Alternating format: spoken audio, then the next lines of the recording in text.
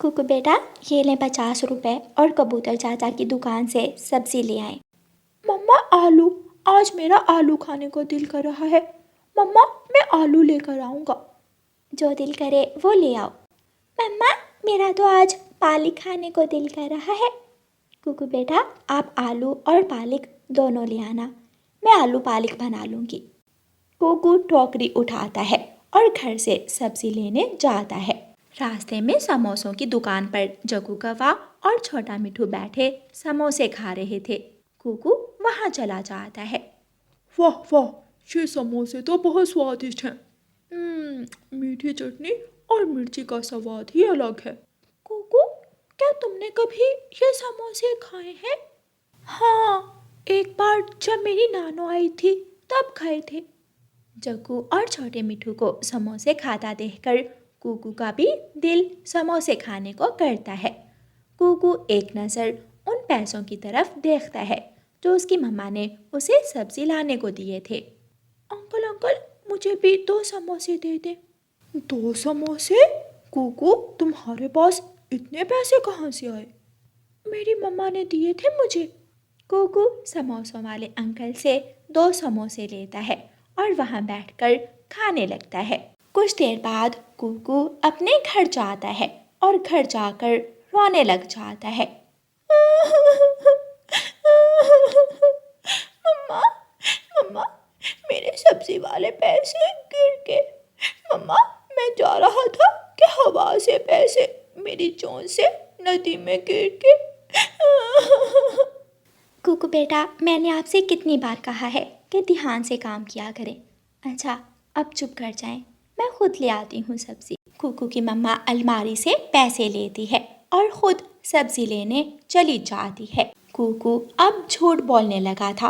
वो अक्सर अपनी मम्मा से झूठ बोलता था।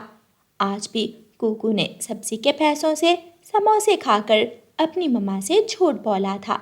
मम्मा चिड़िया कबूतर चाचा की दुकान से सब्जी लेती है। गोरी कौवी भी वहाँ थी। चिड़िया, तेरा बेटा तो 2-2 समोसे खाता है आजकल। वैसे इतने पैसे आ कहाँ से रहे हैं तेरे घर में?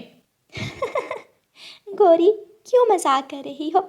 मेरे बेटे के पास तो 1 रुपया भी नहीं था जो समोसे खा सकता। मेरे जग्गू ने बताया मुझे कि आज कुकू ने 2 समोसे खाए हैं जब वो टोकरी लेकर सब्जी लेने आया था। अच्छा, पूछूंगी मैं कुकू से। रात को मम्मा चिड़िया अपने बच्चों को खाना देती है। कुकू बेटा, सब्जी के पैसे गिर गए थे या आपने उन पैसों से समोसे खा लिए थे? ये सुनकर कुकू की रोटी गिर जाती है। पानी, पानी। कुकू पानी पीता है। कुकू भाई, मम्मा ने कुछ पूछा है आपसे। मुझे भी छोटे मिठू ने बताया था कि आज आपने 2-2 समोसे खाए हैं। कुकू बेटा, अपनी मम्मा से अब झूठ भी बोलने लगे हैं आप। सॉरी मम्मा, मेरा समोसे खाने को दिल कर रहा था। मैंने आपसे झूठ बोलकर समोसे खा लिए। जग्गू की तरह मम्मा, ये जग्गू की तरह बनने की कोशिश करता है। जग्गू भी अपनी मम्मा से ऐसे ही झूठ बोलता है। तुम चुप कर जाओ, मेरी बात में मत बोलो। कुकू, आहिस्ता बात करो बड़ी बहन से। एक झूठ बोलते हो और दूसरा ऊंची आवाज में बात करते हो।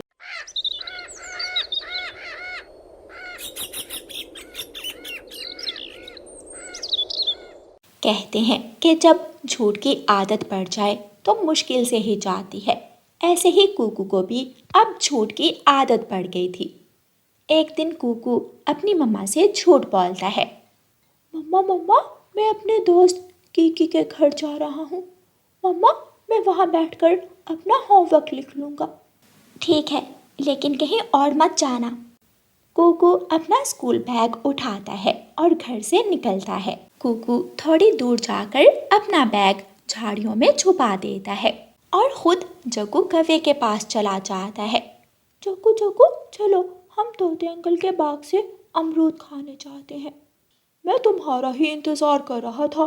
दोनों दोस्त तोते अंकल के बाग से अमरूद खाने चले जाते हैं। कुकू और जग्गू अमरूद खा रहे थे कि पीछे से तोता भी आ जाता है।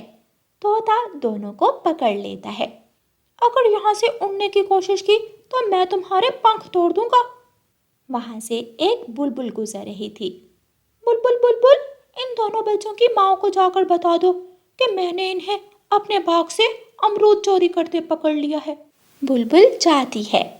रानो चिड़िया, तुम्हारा बेटा तोते ने चोरी करते पकड़ लिया है, जल्दी जाओ।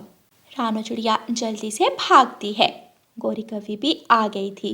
गौरी कवि तो अपने बेटे को ले जाती है। रानो चिड़िया, मैंने तुम्हें इसलिए बुलाया है ताकि तुम्हें पता चल सके कि तुम्हारा बेटा आवारा कौवे के साथ मिलकर चोरियां करता है। तोते भैया, मैं बहुत शर्मिंदा हूँ। ऐसे कहते हुए मम्मा चिड़िया की आंखों में आंसू आ जाते हैं। कुकू भी रोने लगता है। सॉरी मम्मा, सॉरी अंकल, मैं दोबारा कभी चोरी नहीं करूँगा। तुम रानो चिड़िया के बेटे ना होते तो मैं तुम्हें कभी ना छोड़ता। अब जाओ, चले जाओ। रानो चिड़िया कुकू को साथ लेकर घर आ जाती है। मम्मा चिड़िया घर आकर रोए जा रही थी। वो कोई बात नहीं करती। कुकू भाई, आप कुछ ज्यादा ही बिगड़ गए हैं। आपकी वजह से मेरी मम्मा कैसे रो रही हैं। मैंने इस दिन के लिए तो नहीं पाला था कुकू आपको। मैंने आपको हमेशा अच्छा रास्ता दिखाया, लेकिन आपने ये सिला दिया मुझे। कुकू भी रो रहा था। मम्मा सॉरी, मैं वादा करता हूँ मम्मा, आपकी कसम, मैं दोबारा कभी भी झूठ नहीं बोलूँगा। मुझे माफ़ कर दें। फिर मम्मा चिड़िया कुकू को माफ़ कर देती है। लेकिन आपका स्कूल बैग कहाँ है? ओहो, वो तो मैंने झाड़ियों में छुपाया था। गुड़िया बेटी, जाएं कुकू भाई के साथ और इसका स्कूल बैग उठा लाएं। फिर कुकू अच्छा पक्षी बन जाता है और फिर दोबारा कभी भी झूठ नहीं बोलता। प्यारे दोस्तों, इस कहानी को लाइक, अपने दोस्तों के साथ शेयर और चैनल को सब्सक्राइब करना बिल्कुल मत भूलना। आपका धन्यवाद। रानो चिड़िया की ऐसी कहानियाँ सुनने के लिए YouTube सर्च बार में रानो चिड़िया की कहानी लिखें या फिर ये बटन दबाकर बोलकर कहें रानो चिड़िया की कहानी। गौरी कवि और कालू कौवा भोजन की खोज में जा रहे थे। उन्हें एक जगह मूंगफली का एक पौधा नजर आता है। कालू, वो देखो, मूंगफली का पौधा है, इसके नीचे मूंगफली भी होगी। हम वो मूंगफली के पौधे की जड़ों से मूंगफली निकाल लेते हैं। फिर कौवा और कवि उस पौधे के पास जाते हैं और कालू कौवा उस पौधे को उखाड़ लेता है। नीचे ढेर सारी मूंगफली देखकर दोनों पति पत्नी खुश हो जाते हैं। अभी वो वहाँ से जाने ही वाले थे कि तेज बारिश शुरू हो जाती है। बारिश तेज है, हमें यहाँ करीब ही आश्रय लेना होगा। गौरी कवि की नजर थोड़ी ही दूर एक बड़े और ऊंचे खजूर के पेड़ पर जाती है, जिसमें एक खोखर थी। कालू जी, हम उस खजूर के पेड़ की खोखर में छुप जाते हैं। दोनों पति पत्नी उस खजूर के पेड़ की खोखर में चले जाते हैं। बाहर बारिश थी और कौवे पेड़ की खोखर में बैठे मजे मजे से मूंगफलियाँ खा रहे थे। थोड़ी देर बाद बारिश रुक जाती है। कौवा और कवि खजूर के पेड़ की खोखर से बाहर निकलते हैं। कहाँ चले कौवे और कवि? पहले मूंगफली के छिलके उठाओ। जो गंद तुमने मेरी खोखर में डाला है उसे साफ करो। हमने कभी अपना घर साफ नहीं किया और तुम हमसे अपनी खोखर साफ करने का बोल रहे हो? चल कालू, अब इस पेड़ से हमें कोई काम नहीं है। ना फिर ऐसे बारिश होगी और ना ही हम इस पेड़ की खोखर में आश्रय लेंगे। कौवा और कवि बिना पेड़ को साफ किए ही वहाँ से चले जाते हैं। दूसरे दिन एक चिड़िया जिसका नाम रानो चिड़िया था, वो उड़ती हुई उस दिशा में आ जाती है। ऊंचा खजूर का पेड़ रानो चिड़िया को आवाज देता है। चिड़िया चिड़िया, मेरी बात सुनो। चिड़िया पेड़ के पास आती है। चिड़िया, कल दो कौवों ने बारिश से बचने के लिए मेरी खोखर में आश्रय लिया था। उन्होंने मेरी खोखर में पोटियां भी की और मूंगफली के छिलके भी फेंके। जाते समय वो मुझे गंदा ही छोड़कर चले गए। तुम मुझे साफ कर दो, मुझे गंदगी बहुत बुरी लगती है। ठीक है पेड़ जी, मैं अभी अपने घर से झाड़ू लेकर आती हूँ। उसकी जरूरत नहीं है चिड़िया, तुम मेरे एक पत्ते से झाड़ू बना सकती हो। मेरा पत्ता झाड़ू का काम करेगा। चिड़िया उस पेड़ से एक पत्ता तोड़ती है और पेड़ की खोखर में चली जाती है। चिड़िया झाड़ू लगाती है और सारा कचरा एक जगह इकट्ठा करती है। छी छी, उन कौवों की पोटी की कितनी गंदी बू आ रही है। बहुत गंदे हैं वो कौवे। चिड़िया पेड़ की खोखर को अच्छी तरह साफ करती है। हो गया पेड़ जी, अब मैं जाती हूँ, मुझे अपने बच्चों के लिए दाना भी लेकर जाना है। चिड़िया, मेरे घने पत्तों के बीच पकी हुई खजूरें हैं, तुम अपने बच्चों के लिए वो खजूरें ले जाओ। चिड़िया बहुत खुश होती है और खजूर का पत्ता हटाती है तो सामने पकी हुई खजूरें थीं। चिड़िया खुशी खुशी वो खजूरें तोड़ती है और अपने बच्चों के लिए ले जाती है। दिन गुजरते गए और फिर एक दिन गोरी कौवी और कालू कौवा कबूतर के खेत से चोरी गाजरें खा रहे थे कि तेज बारिश शुरू हो जाती है। कालू जी, मैंने तो पेट भर कर गाजरें खा ली हैं और तुम्हें तो पता है पेट भर खाने के बाद मेरे लिए उड़ना बहुत मुश्किल होता है और ऐसी बारिश में तो मैं बिल्कुल उड़ नहीं पाऊंगी। चिंता ना करो, हम दोनों आज फिर उसी पेड़ की खोखर में चले जाते हैं जिस खजूर के पेड़ की खोखर में हमने पिछली बारिश में आश्रय लिया था। हाँ, याद आया, वो पेड़ किस दिन काम आएगा। कौवी और कौवा उड़ते हैं और उसी पेड़ की तरफ जाते हैं। वो पेड़ तो कौवी और कौवे को दूर से ही देख लेता है। आज मैं इन बुरे और गंदे कौवों को अपनी खोखर में आश्रय नहीं दूंगा। गोरी और कालू जल्दी से आते हैं और पेड़ की खोखर में जाने की कोशिश करते हैं। तभी वो खजूर का पेड़ अपना एक तेज नोकीला पत्ता कौवे और कौवी की पीठ पर मारता है और कौवे नीचे गिर जाते हैं। भाग जाओ यहाँ से, वो दिन याद करो जब मैंने तुम्हें कहा था कि मुझे साफ करो और तुम मेरी बात सुने बिना ही भागे थे। पेड़ जी सॉरी, हमें क्या मालूम था कि हमें फिर से तुम्हारी जरूरत पड़ जाएगी। तुम्हारे जैसे बुरे पक्षियों को मैं कभी अपनी खोखर में आश्रय नहीं दूंगा। चले जाओ यहाँ से। कौवे थोड़ी दूर बैठ जाते हैं और बारिश से कांपने लगते हैं। थोड़ी देर बाद चिड़िया उड़ती हुई वहाँ आ जाती है और आराम से जाकर पेड़ की खोखर में बैठ जाती है। चिड़िया, ये मीठी मीठी खजूरें मैंने तुम्हारे लिए संभाल कर रखी हुई थी, ये खा लो। चिड़िया मजे मजे से खजूरें खाती हैं और खोखर से अपना मुंह बाहर निकालकर कौवों से कहती है। चिड़िया ने पेड़ को साफ किया और चिड़िया खाए मीठी खजूरें। कौवों ने पेड़ को गंदा किया और कौवे खाए बारिश के ओले। फिर पेड़ और चिड़िया दोनों हंसने लग जाती हैं और गोरी कौवी चिड़िया को देखकर बहुत जल रही थी। वो दोनों बारिश में ही भीगते रहते हैं। जग्गू और कीकी, मैं भी तुमसे खेलने आई हूँ। नहीं नहीं, हम तुमसे नहीं खेलेंगे। मम्मा कहती है तुम्हारे पिता नहीं है, तुम गरीब हो और हम गरीब पक्षियों से नहीं खेलेंगे।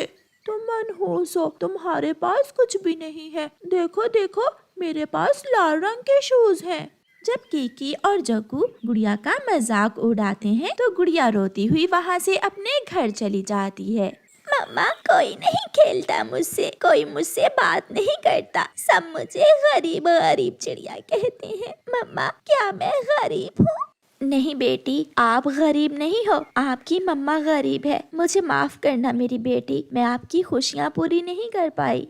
अगर मेरे पापा नहीं है तो क्या हुआ? मेरी सुंदर सी मम्मा तो है मेरे पास। सब झूठे हैं, जिसके पास मम्मा हो वो कैसे गरीब हो सकता है? ऐसे बातें करते हुए गुड़िया अपनी मम्मा के साथ सो जाती है। सुबह हो जाती है। उस दिन गुड़िया जग्गू और कीकी से खेलने नहीं जाती, बल्कि दूर झरने पर जाकर बैठ जाती है। वो फूलों से बातें करने लगती है। अगर मेरे पापा जिंदा होते तो वो मुझे भी लाल रंग के शूज ला कर देते। कीकी और जग्गू गंदे हैं, वो मुझे तंग करते हैं। मैं भी बड़ी होकर लाल रंग के शूज लूंगी। गुड़िया ऐसे बातें कर रही थी कि वहाँ फ्लावर फेरी आ जाती है।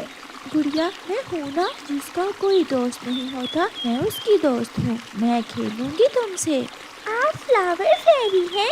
हाँ, मैं फ्लावर फेरी हूँ और मैं तुम्हारी मदद करने आई हूँ। फिर फ्लावर फेरी अपनी जादू की छड़ी से गुड़िया को बहुत ही सुंदर लाल रंग के शूज दे देती है, जिसे देखकर गुड़िया बहुत खुश होती है। वाह, ये शूज तो मेरे फेवरेट है, मुझे यही चाहिए थे। आपने मेरी इच्छा पूरी कर दी। मैं भी अपने ये शूज अपने दोस्तों को दिखाऊंगी। आपको जिस चीज की भी जरूरत हो मैं आपको दूंगी। आज से आप मेरी दोस्त हो। गुड़िया खुशी खुशी अपने घर चली जाती है। रास्ते में गुड़िया को कीकी और जग्गू मिल जाते हैं।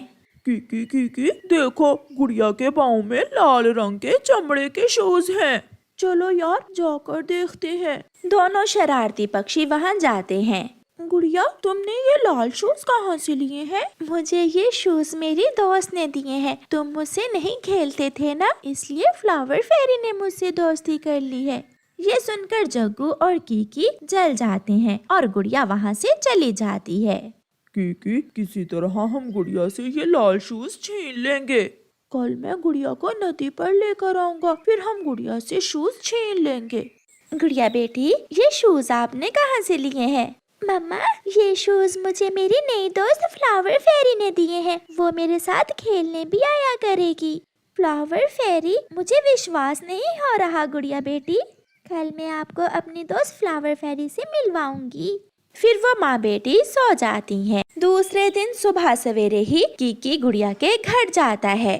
गुड़िया गुड़िया, चलो नदी पर जाते हैं, वहाँ जग्गू भी होगा, हम भी तुम्हारी दोस्त फ्लावर फेरी से मिलेंगे। मगर कोई शरारत न करना, मेरी दोस्त को शरारती पक्षी बिल्कुल भी पसंद नहीं है। गुड़िया कीकी के साथ नदी पर चली जाती है। नदी पर जग्गू छुपा बैठा था और कीकी गुड़िया से कहता है, गुड़िया, क्या मैं तुम्हारे लाल शूज देख सकता हूँ?